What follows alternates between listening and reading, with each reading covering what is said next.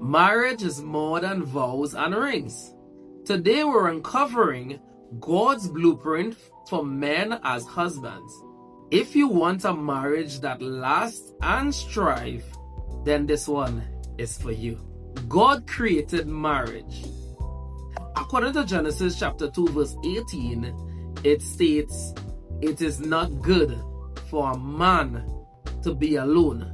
Though this world have it twisted, that word man is generic and it means male or female. I want to confirm to you today that word man, it was speaking to the male species, the male man. Therefore, a man cannot be with a man and a woman cannot be with a woman. This was specific for a marriage between a man and a woman. I just thought it was right to get that corrected and out there. So it's not good for man to be alone. You all know this story, right? Adam was complete. He was fixed in his work. He was doing what he was created to do. He had a work. His job was to name the animals, take care of the gardens, and all of these things. He had everything together. He was single. He was unique. He was whole, according to our last video. And then God is the one that said, it is not good for who? That man to be alone. Who man? A man that is single, a man is whole, a man who is unique, a man who had his work. Therefore, we cannot get it twisted where you have a woman coming before you discover who you are. You discover your purpose. You discover why you are here. If that happens prematurely, then you will just cause havoc to yourself and to that relationship. When Adam was complete in himself, it was God's idea to say, this man needs a helpmeet, and therefore he created a woman. He sent out a woman. What is a woman? A woman is a man with a womb. A woman, a womb man. Alright? Which means God is the type of being that thinks about generation. He thinks about procreation. He thinks about expansion. He thinks about family. That's it. When Adam met Eve, he was like, whoa, this is bone of my bones and flesh of my flesh. He was excited. Therefore, he knew that this woman is for me. My question to you today, are you sure that the woman you are looking at right now, are you sure that's the one? Adam was moved. He was like, whoa, man. You see, he was excited. Something inside of him leaped because he realized this is his helper. She has come. Just like John went before Jesus came. He was the forerunner. And when he said, I'm the voice crying out in the wilderness, make way the way of the Lord. People get confused. They thought it was John, but no, it was the Messiah. Now, I'm not preaching, but I'm telling you, you will be moved when she comes. But you have to now be busy working on you. Marriage, it is a covenant. It is not a contract. Marriage is a covenant. It is not a contract. Sometimes I say these things twice to soak it in, because sometimes we kind of confuse it. Remember, a covenant, there's no conditions, but a contract there is. If you hold your side of the bargain in a contract, then I will hold my side of the bargain. That's a contract. But a covenant is if you don't keep your side, I am gonna hold my side, because it's not based on something. It is a lifeline or a lifetime decision now. You can't get married and say we quarreling, boom, we gone. No, it's a covenant. It's between you, your wife, and God. So it's not a contract. It's a covenant. So today I want to share with you 4 rules as a godly husband.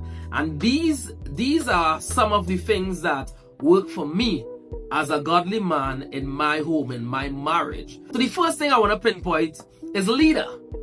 We as husbands are called to be leaders. John Maxwell said in his book, everything rises and falls based on leadership. And if you know that you are a leader and you were born to lead and God has placed you in a marriage enough to lead a family, therefore the tone of that home is set by the man in that home. Therefore you have to now tote this thing and ensure that it moves forward. If this thing fails, it's a result of your poor leadership. But as a leader, you have to rise up. You have to take the brunt of any situation that comes with any struggle that are in the marriage. You have to be the one to bear that, to be able to chart the way forward. So you have to have something called a servant heart. A servant heart. You cannot be in a marriage as a husband and don't have a servant heart. That is of utmost importance. What is servant? Jesus washed the disciples' feet. You as a husband supposed to be able to wash, figuratively speaking and literally speaking. You have to be able to serve your family. It may not always be easy. It may not always be something that you want to do, but you just have to do it because you want your home to be guided as a man of God in that home, as a home that serves one another. So you set the example. Leadership is not, I tell you and you do. No, you do and I follow. Let's talk about lover. A man as a lover. And I'm not just saying any man, a husband as a lover. Godly husband. You have to pay attention to the emotional and physical needs of your family. You may have a bad day. We all have bad days. It may not be the case where you come home with your bad day and you bring that energy in the home. No, my friend. You cannot do that. So you have to ensure that first you are in a strong place emotionally, physically. In other words, you are ensuring that you're taking care of yourself, taking care of your health and your family's emotional health and physical health and spiritual health and all the other leads. You have to do that as a man. And I'm telling you, these things are very easy. Zia, said and done. Right? But you have to practice this because practice makes permanent. You as a man, you have your role to play as a lover. You have to ensure that you set the tone in your home for your kids, for your wife. Maybe I always say to people, sex don't start in the bedroom. Sex starts in the morning. Sex starts what if I wake up before her and I make breakfast for her. Sex starts during the course of the day. When I call and say, babe, I can't stop thinking about you, can't wait to see you. Sex starts when I take her vehicles by the car, the car wash to get it cleaned up and vacuum. So it starts by when I gone by Starbucks to pick up a coffee and I pick up two. Instead of when I drop, babe, where you are, I have something for you, drop it across. Sex is when you call her phone and just tell her something nice to make her smile. That is where it starts. It starts with intimacy. And I struggle with that. But now I'm learning and understanding, and I realize if this is what's working for me, then I can tell other people that this can also work for you. So men as a lover, that's the second point. The third point I want to leave you with is men as a provider. Now, we look at Adam. Adam had his work sorted out. In other words, Adam had his thing all together. As a husband in a home, a godly husband in a home, you have to ensure that you provide for your family. Don't matter how hard that can be, you have to do it. You have to get up early. You have to get out there, make your hustle. Or if you're a businesser, now I'm saying hustle, but I really mean like do what you have to do. If you have a job, then show up, get it done. You have to provide, not just financially, but spiritually. You have to provide that spiritual. Ephesians, I think 5:35 says, husbands, wash your wife with the word. How are you doing that? Oh, are you doing that? So that is something we have to do. The word of God is a tool given to us to make our life better. As simple as that. So it can help you in all aspects of your life. It can help you to help yourself as well as your spouse. So you have to provide for your family. Not just financially, but also spiritually. You have to know the temperature, feel the temperature of your home, feel the temperature And I'm saying feel the temperature of your home. I'm speaking about the spiritual temperature. The financial. Finance is a big thing for marriage. Very, very big thing. I've seen of divorce takes place because of financial strain and not meeting eye to eye on these things. But these things need to discuss, and this is where you as a godly man in the home needs to discuss it. You have to be able to make wise financial decisions that can help the family move forward. You have to be a provider. Let's talk about men as a protector. You have to be able to create a safe space for not just like physical safety as well, but emotional and physical safety. Your wife must be able to tell you anything and feel safe. Your kids needs to be able to tell you anything. Well, in this case, we don't talk about the marriage, the wife to the husband. She has to be free. She has to be safe with you to be able to tell you how she feels and not feel judged or condemned.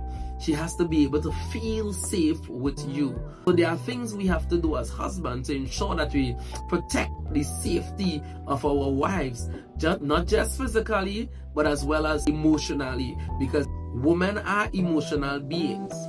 And you can say something, one thing you can say to your wife and spoil her entire day, which will in return spoil your day. Because the Bible talk about as no man wanted damnation for himself or wouldn't cherish himself or take care of herself. So your wife is a reflection of you. So if she happy, you happy. If she cry, you cry.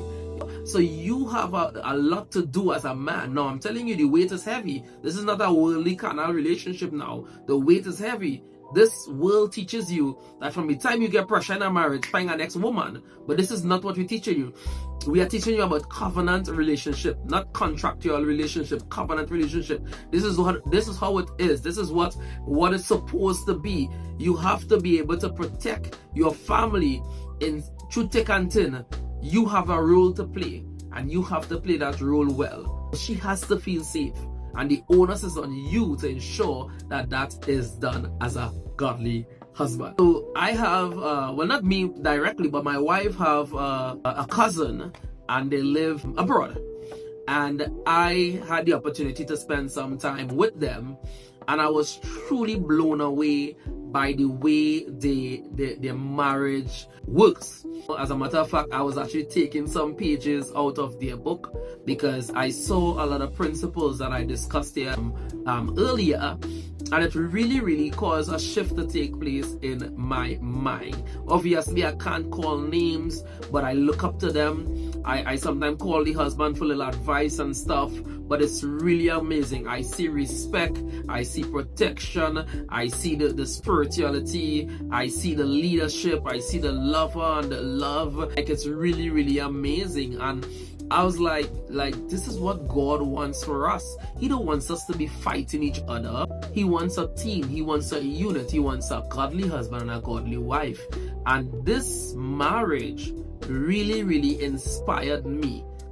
In my book, I would have mentioned a few of these aspects that really stood out to me and was a blessing to me. Yeah, I just thought I should share that story with you.